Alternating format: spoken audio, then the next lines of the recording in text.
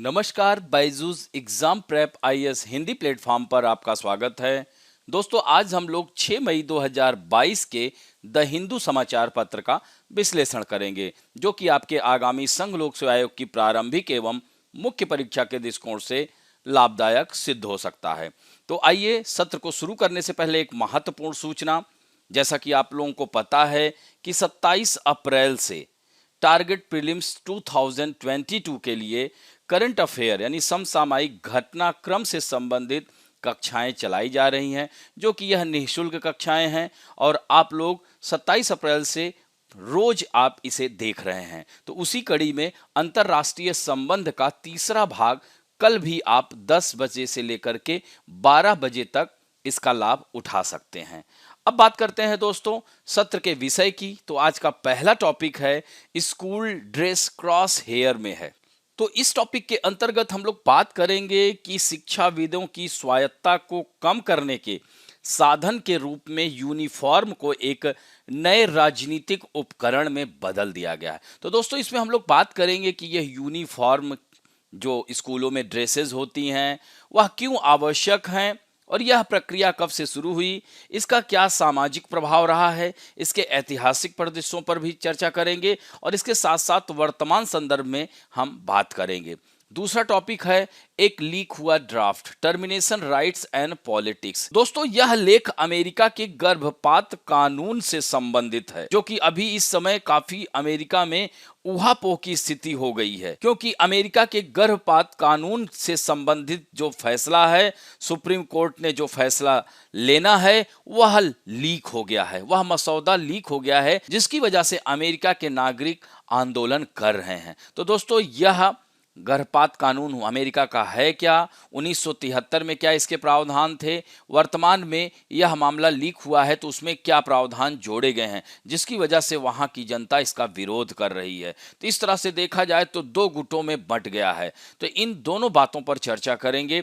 तीसरा है क्या खेल और राजनीति को अलग करना संभव है। जैसा कि आप लोग को पता होगा कि यूक्रेन और रूस संकट, यह लगातार युद्ध चल रहा है, जिसकी वजह से विंबलडन एसोसिएशन ने रूस और बेलारूस के खिलाड़ियों के ऊपर पाबंदी लगा दी है। तो क्या ऐसे में खेल और राजनीति को अलग करना संभव है, इनसे संबंधित बातों की चर्चा की जाएगी। कुछ पुराने उदाहरण भी हम लोग लेंगे। और चौथा टॉपिक होगा स्पाइस जेट दुर्घटना।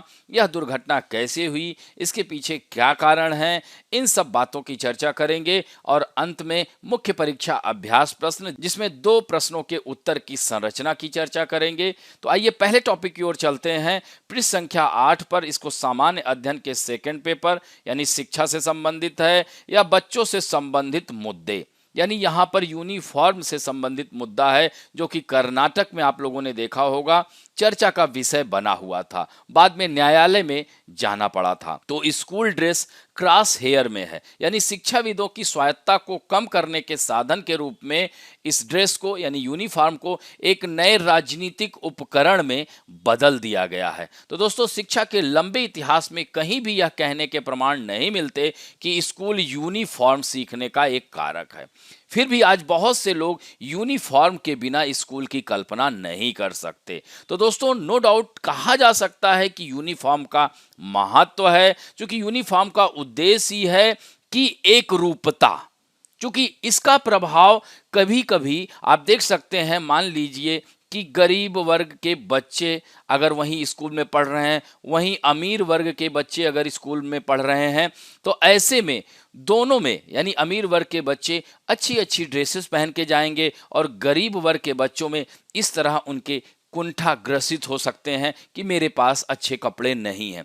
ऐसे में वह स्कूल ड्रॉप आउट कर सकते हैं। तो इस तरह से यूनिफॉर्म का महत्व तो है, और एक तरह से देखा जाए तो स्कूल में किसी भी धर्म, वर्ग और आर्थिक स्तर से आने वाले बच्चों में फर्क नहीं दिखाता है। फिर इसके इतिहास की अगर हम बात करें तो यूनिफॉर्म का जो इतिहास है, यह प्रथा 16वीं शताब्दी में इंग्लैंड में शुरू हुई थी। तो दोस्तों इस तरह से आप देख सकते हैं भारत समेत विश्व के बहुत सारे देशों में यूनिफॉर्म की व्यवस्था है। तो यहाँ पर इस लेख के अंतर्गत यही बात की जा रही है, कमांड आधारित प्रणाली की इस संक्षिप्त और स्पष्ट रूप से सामान्यीकृत सामाजिक इतिहास की जो कर्नाटक की स्थिति के लिए बहुत कम प्रासंगिकता है। इसका मतलब यही हुआ कि निदेशालय और अदालत के बीच अच्छी तरह से घिरे हुए कुछ ही हफ्तों में एक पूर्ण वर्दी कोड विकसित हो गया। यानी न्यायालय ने आदेश भी दे दिया और इस तरह से इसके शासन में अब कक्षा के साथ साथ परीक्षा हाल भी इसमें शामिल कर लिया गया। तो यद्यपि केंद्रीय विद्यालय किसी भी प्रांतीय सरकार द्वारा शासित नहीं है, फिर भी कर्नाटक में स्थित विद्यालय इसके क्षेत्र में आ रहे हैं। तो इस तरह से कह सकते हैं कि इन रुख की सराहना करना मुश्किल है, क्योंकि भारत के यह सबसे साक्षर और समृद्ध राज्यों में से एक तथाकथित ज्ञान अर्थव्यवस्था में अपनी प्रगति के लिए विश्व स्तर पर प्रसिद्ध कर्नाटक शैक्षिक रूढ़िवाद और नियंत्रण के क्रूसिबल के रूप में यह उभरा हुआ है। तो दोस्तों, स्कूल की जो यूनिफॉर्म है एक नए राजनीतिक उपकरण में बदल गया और प्रधानाचार्यों और शिक्षकों को पहले से ही सीमित स्वायत्तता को कम करने के साधन के रूप में यह डेवलप हो रहा है। तो स्कूली पोशाक की राजनीति किस हद तक चुनावी परिणामों को प्रभावित करेगी, यह सामाजिक विज्ञान में शोध के लिए उपयुक्त विषय बन गया है। स्कूल की पोशाक, उसके इतिहास और आकर्षण का व्यवस्थित अध्ययन लंबे समय से अपेक्षित था। तो दोस्तों, यह दिलचस्प है कि 1960 के दशक के प्रमुख नीतिगत सुधारों को दरकिनार करने वाले राज्य की माध्यमिक शिक्षा प्रणाली में समान विवाद छिड़ गया है। प्री यूनिवर्सिटी या जूनियर कॉलेज अब केवल कुछ ही राज्यों में बचे हैं। देश में कहीं और लगभग 60 साल पहले कोठारी आयोग द्वारा अनुशंसित 10+2 मॉडल प्रचलित है। इसने शिक्षा में प्रशासनिक प्रणाली का एक महत्वपूर्ण पुनर्गठन किया और इसकी पूरी शिक्षा का एहसास होता है अगर स्कूल के प्रधानाचार्यों और शिक्षकों को संस्थागत जीवन को नियंत्रित करने वाले मानदंडों को स्थापित करने में अधिक अधिकार और स्वतंत्रता दी जाती है। लेकिन कहीं ना कहीं इस स्वतंत्रता और अधिकार को कम किया जा रहा है। स्कूल में दिन प्रतिदिन के जीवन के मामलों में समुदाय के लिए एक अन्य लाभ एक सहभागी भूमिका होती है। तो ऐसे में हम कह सकते हैं कि इतिहास ने एक अलग दिशा ले ली है। कर्नाटक में एक जूनियर कॉलेज के एक शिक्षक या प्रिंसिपल की तस्वीर एक छात्र को एक ड्रेस आइटम के कारण परीक्षा हॉल में प्रवेश करने से रोकती है, जो आने वाले कई वर्षों तक क्रूरता के प्रतीक के रूप में यह कार्य करेगी। उम्मीद है कि उनकी यह दुर्दशा शिक्षक शिक्षा महाविद्यालयों में भी चर्चा का विषय बनेगी। यह सवाल उठाएगा कि क्या वह स्वेच्छा से एक छात्र के प्रति इतने निर्दयी होने के लिए सहमत हुई थी ताकि यह आदेशों का पालन कर सके। तो एक प्रशासनिक प्रश्न भी पीछा करने लायक हो सकता है कि क्या निर्दिष्ट यूनिफॉर्म पर निदेशालय का आदेश परीक्षा तक बढ़ाया गया था? तो सैद्धांतिक रूप से इसने किया, लेकिन फिर इसने एक स्कूल यूनिफॉर्म की सामान्य भूमिका को बढ़ाया और एक सामूहिक संस्थागत पहचान प्रदान करने के लिए यह कार्य किया गया। यदि वह पहचान परीक्षा हॉल को कवर करती है तो छात्रों को अपनी व्यक्तिगत पहचान स्थापित करने के लिए हॉल टिकट की आवश्यकता क्यों है? तो दोस्तों, इस मोड़ पर भी एक महत्वपूर्ण अंतर याद करने योग्य यह है दोस्तों, वर्दी ड्रेस कोड से अलग होती है। ड्रेस कोड की तुलना में वर्दी अधिक निर्देशात्मक होती है, यानी उत्तरार्ध बच्चों और उनके माता पिता से अपेक्षा कर सकता है कि वे कपड़े के दिखावे की स्थिति या धन का उपयोग करने से बचें। दूसरी ओर एक वर्दी न केवल रंग बल्कि सामग्री और डिजाइन या कट को निर्धारित करने तक भी जा सकती है। पुराने समय में ड्रेस कोड की सिफारिश करना पर्याप्त माना जाता था।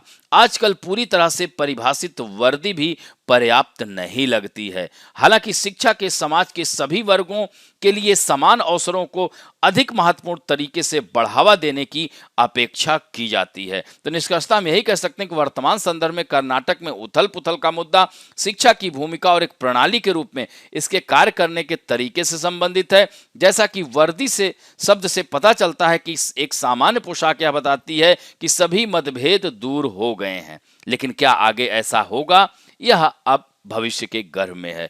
अब बढ़ते हैं दोस्तों दूसरे महत्वपूर्ण टॉपिक की ओर। पृष्ठ संख्या 9 में है, इसको स्वास्थ्य नीति भी कह सकते हैं, यानी अमेरिका की स्वास्थ्य नीति से संबंधित है। एक लीक हुआ मसौदा या ड्राफ्ट, टर्मिनेशन राइट और पॉलिटिक्स।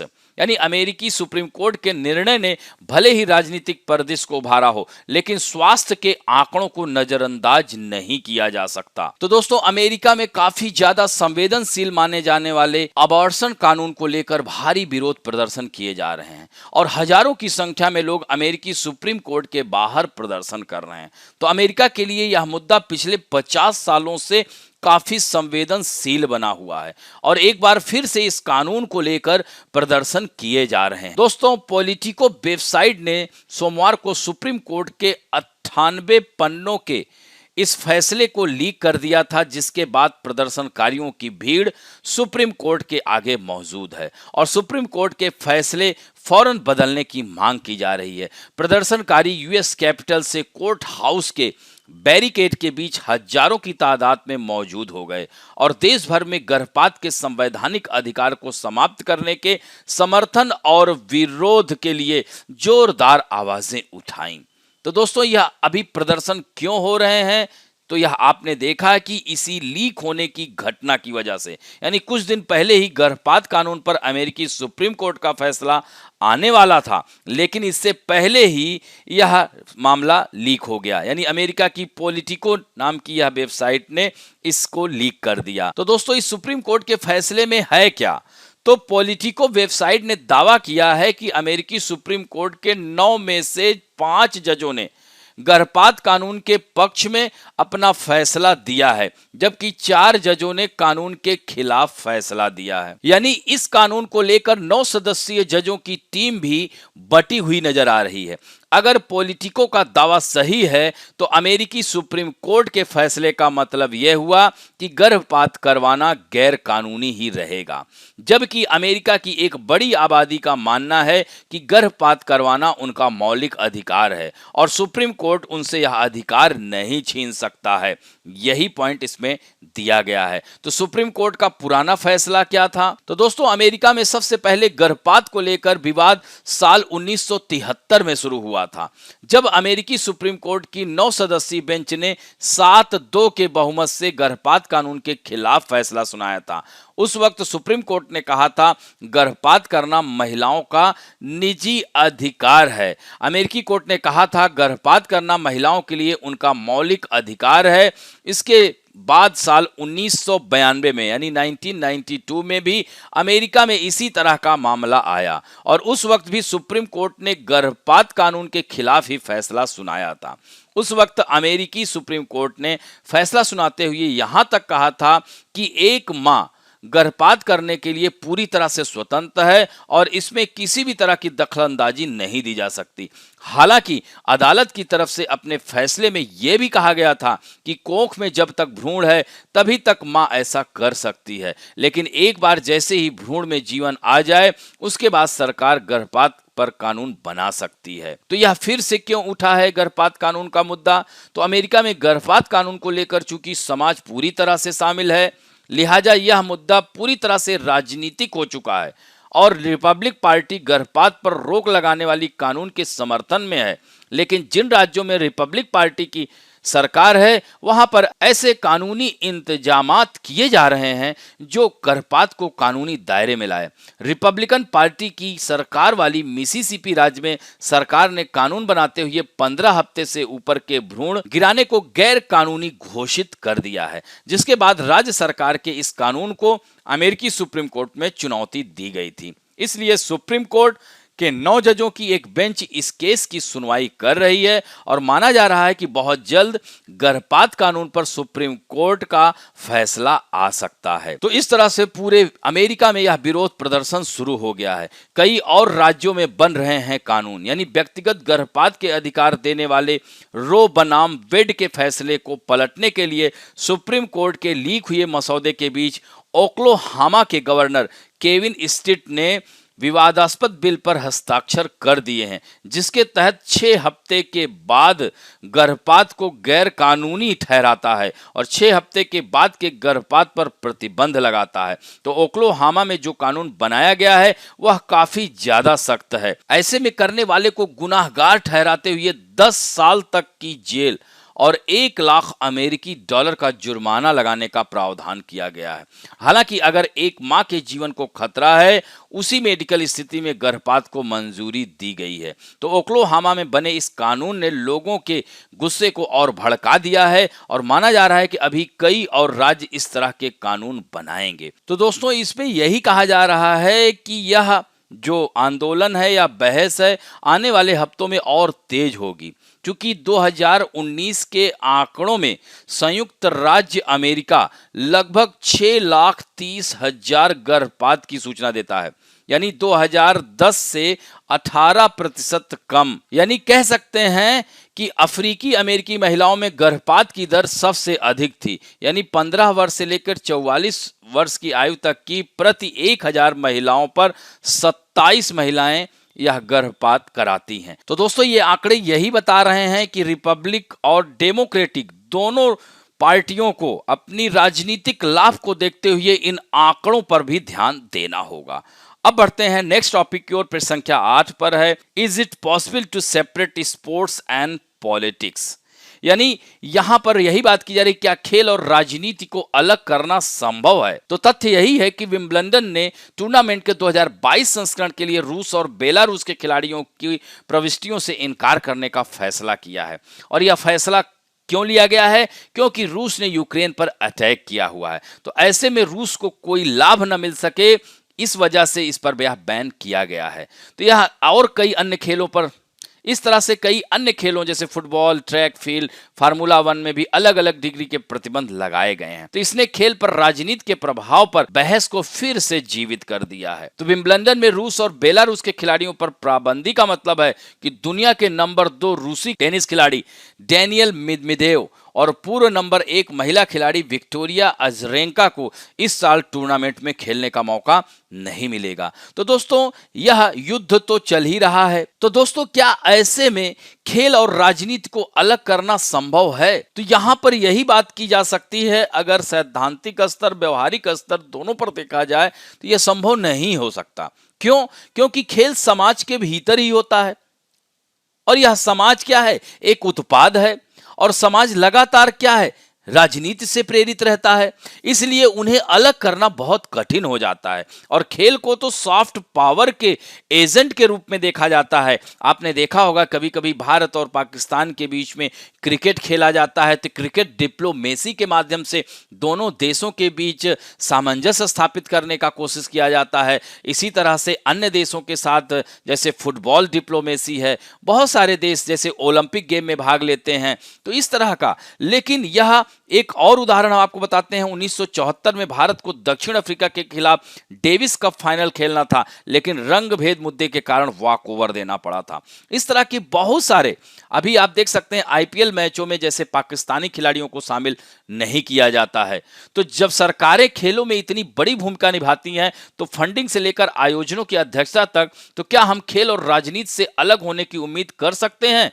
ऐसा नहीं हो सकता। विशेष रूप से ओलंपिक खेलों में, जहां 75% देशों में वित्त पोषण सरकार से और करदाताओं के माध्यम से होता है और अधिकांश देशों में खेल निकाय सरकार के अधिकार क्षेत्र के अंतर्गत आते हैं, ऐसे में खिलाड़ी कभी भी सरकार के खिलाफ नहीं जा सकता। तो इस तरह से यह इस लेख का यही आशय है कि खेल और राजनीति, इन दोनों को अलग हम नहीं कर सकते हैं। यह स्पष्ट रूप से इसे ध्यान रखिएगा। और 1 मिनट के लिए अगर हम मान भी लेते हैं जैसे बीसीसीआई अलग भाग है, मतलब एक निजी संस्था है, लेकिन क्या देश में अन्य खेलों की बात अगर हम करें, जैसे कि हॉकी, जो पूरी तरह से खेल मंत्रालय और सरकार पर निर्भर है, सरकार के खिलाफ पर जाने का फैसला खेल संस्था का भी नहीं हो सकता। अब बढ़ते हैं पृष्ठ संख्या 8 पर ही, सामान्य अध्ययन के 3rd पेपर, इसको सुरक्षा के अंतर्गत डाल सकते हैं। The spice jet accident.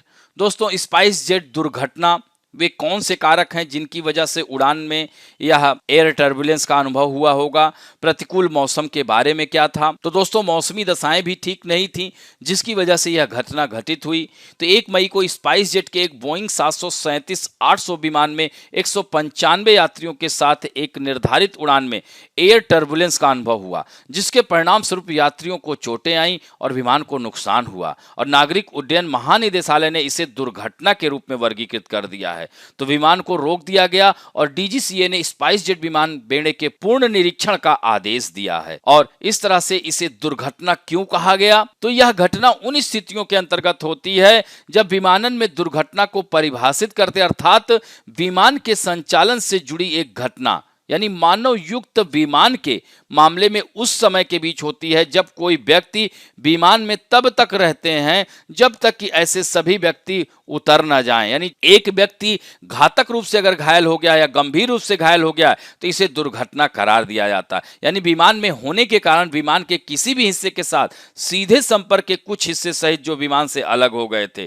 तो इस तरह से इसे दुर्घटना करार दिया जाता है। एयर टर्बुलेंस का शिकार हुए स्पाइस जेट के विमान के 2 यात्री को आईसीयू में भी भर्ती करवाया गया। वहीं स्पाइस जेट के 2 कर्मचारियों को हटा दिया गया है और उन पर जांच चल रही है। तो क्या टर्बुलेंस के बारे में जागरूकता थी? क्या हो सकता था? तो एयर टर्बुलेंस को हल्के, मध्यम, गंभीर और चरम के रूप में वर्गीकृत किया जा सकता है। एयर टर्बुलेंस को हल्के, मध्यम, गंभीर और चरम के रूप में वर्गीकृत किया जा सकता है। यानी अंतिम वर्गीकरण में संरचनात्मक क्षति और विमान नियंत्रण की संभावित हानि भी हो सकती है। और इस तरह से टर्बुलेंस के वर्गीकरण के संदर्भ में सामान्य रूप से जैसे संवहनी टर्बुलेंस यानी बादल संवहन से जुड़ी टर्बुलेंस, यांत्रिक यानी मैकेनिकल टर्बुलेंस, जियोग्राफिकल टर्बुलेंस यानी पहाड़ों जैसे ऊंचे इलाकों से जुड़ी, स्पष्ट हवा यानी एयर टर्बुलेंस, निम्न स्तरीय जेट स्ट्रीम, अन्य विमानों के कारण होने वाले टर्बुलेंस यहाँ पर अलग अलग भाग होते हैं। तो यहाँ पर वायुमंडलीय दाब की वजह से ऐसा घटना घटित हुई है। तो दोस्तों, विमानन विशेषज्ञ ने कुल वायु तापमान यानी TAT टोटल एयर टेम्परेचर के महत्वपूर्ण कारक पर प्रकाश डाला जो टर्बुलेंस के लिए सबसे अच्छा मार्गदर्शक है। उन्होंने कहा कि उड़ान के दौरान चालक दल द्वारा TAT यानी कुल वायु तापमान निगरानी आवश्यक है, खासकर विमान के चढ़ने और उतरने के महत्वपूर्ण चरणों के दौरान। और प्रशिक्षण किट में एक प्रमुख बिंदु पर प्रकाश डाला गया था कि एक पायलट को प्रतिकूल मौसम की स्थिति के संकेतक के रूप में 16,000 फीट और 24,000 फीट के बीच तापमान में उलटफेर के प्रति सतर्क रहना था। और उन्होंने यह भी कहा कि TAT के बारे में विमानन जागरूकता इन दिनों कम है, तो यह इस पर ध्यान आकर्षित करना बहुत ही आवश्यक है। और महत्वपूर्ण बात यह है कि विमानन विशेषज्ञ पूर्वी और पूर्वोत्तर भारत में नॉर्वेस्टर नामक मौसम घटना पर भी ध्यान आकर्षित किया है, जो कि इस महीने यानी मार्च में होता है और इसकी आवृत्ति मई जून में और होती है। तो इन सब समय में ध्यान देने की आवश्यकता है। इसी तरह से आप लोग देखते होंगे कि कभी कभी पैसेंजर के नाक से खून निकल आता है तो ऑक्सीजन की कमी हो जाती है। तो ऐसे में कहीं ना कहीं कुछ लापरवाही हो जाती है, केबिन प्रेशर की उपलब्धता नहीं हो पाती है। तो दोस्तों, इसमें केबिन प्रेशर क्या होता है? तो इसमें केबिन प्रेशर के ही माध्यम से, चूंकि इसमें जो हम इंसानों को जब हम प्लेन में बैठते हैं तो ऑक्सीजन की जरूरत होती है। जैसे जैसे हम ऊंचाई पर जाते हैं हमें ऑक्सीजन की कमी महसूस होने लगती है। तो धरती से ऊपर बढ़ने पर हवा का दबाव भी कम होने लगता है और ऊपर हवा का दबाव कम होने पर ऑक्सीजन के कण बिखरने लगते हैं। तो इस तरह से समुद्र तल से 5.5 किलोमीटर ऊपर ऑक्सीजन की मात्रा करीब आधी हो जाती है और करीब 7 किलोमीटर ऊपर ऑक्सीजन की मात्रा 1/3 रह जाती है। तो समुद्र तल से करीब 2.5 किलोमीटर ऊपर उड़ान भरने पर इंसान को कई तरह की परेशानियां हो सकती हैं। तो इस तरह से सभी विमान अंदर से प्रेशर को नियंत्रित रखते हैं ताकि लोग आराम से सांस ले सकें, जबकि विमान के बाहर दबाव काफी कम होता है। विमान में ऑक्सीजन की टंकी नहीं ले जाई जा सकती, इसलिए ऊपर आसमान में मौजूद ऑक्सीजन को विमान के अंदर इकट्ठा करने की कोशिश की जाती है और विमान के इंजन से जुड़े टरबाइन बाहर के ऑक्सीजन को कंप्रेस कर लाते हैं और इंजन से होकर गुजरने की वजह से हवा का तापमान बहुत अधिक हो जाता है, जिसकी वजह से इसे सांस ले पाना मुश्किल होता है। ऐसे में कूलिंग तकनीक से इसे ठंडा किया जाता है, जिसकी वजह से इसमें आर्द्रता कम होती है। अगर केबिन में किसी वजह से प्रेशर कम होता है तो सीट के ऊपर एक अतिरिक्त ऑक्सीजन मास्क की व्यवस्था होती है, जिसे जरूरत पड़ने पर यात्री इस्तेमाल कर सकते हैं। दोस्तों, विमान के कॉकपिट के निचले हिस्से में, केबिन में और कार्गो कंपार्टमेंट में प्रेशर एरिया इसीलिए होते हैं। दोस्तों, विमान में 2 केबिन प्रेशर मशीन होती है जो अंदर में ऑक्सीजन की उपलब्धता को बनाए रखती है। तो इस तरह से तरह तरह की घटनाएं घटित होती रहती हैं और स्पाइस जेट के विमानों को रोक दिया गया है, इस पे जांच चल रही है।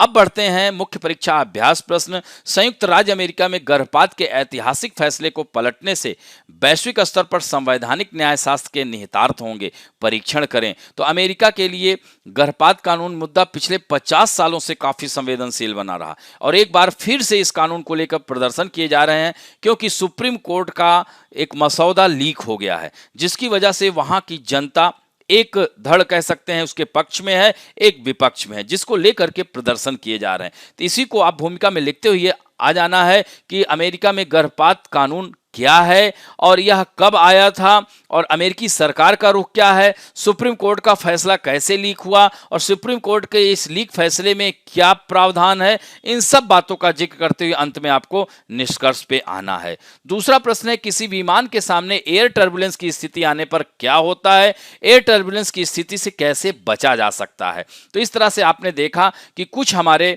विमान के चालक सहित, यानी कह सकते हैं विमान के कर्मचारियों सहित कुछ यात्री भी घायल हुए हैं। हालांकि जान माल का नुकसान नहीं हुआ है, फिर भी स्पाइस जेट के ऊपर डीजीसीए ने जांच के लिए एक समिति का गठन कर दिया है और इस तरह से नागरिक उड्डयन महानिदेशालय ने इसे दुर्घटना के रूप में वर्गीकृत भी किया है। तो दोस्तों, यह विमान एयर टर्बुलेंस का शिकार कैसे हुआ, इसे दुर्घटना क्यों कहा गया और घटना के प्रमुख कारण क्या थे, इसको कैसे, इस एयर टर्बुलेंस की स्थिति से कैसे बचा जा सकता है, इन सब बातों को आपको लिखना है। तो इस तरह से आज का अंक यहीं समाप्त करते हैं। आशा करता हूं कि आज का अंक भी आप लोगों को अच्छा लगा होगा और यदि अच्छा लगे तो प्लीज लाइक, शेयर, सब्सक्राइब और बेल आइकन दबाना ना भूलें। धन्यवाद।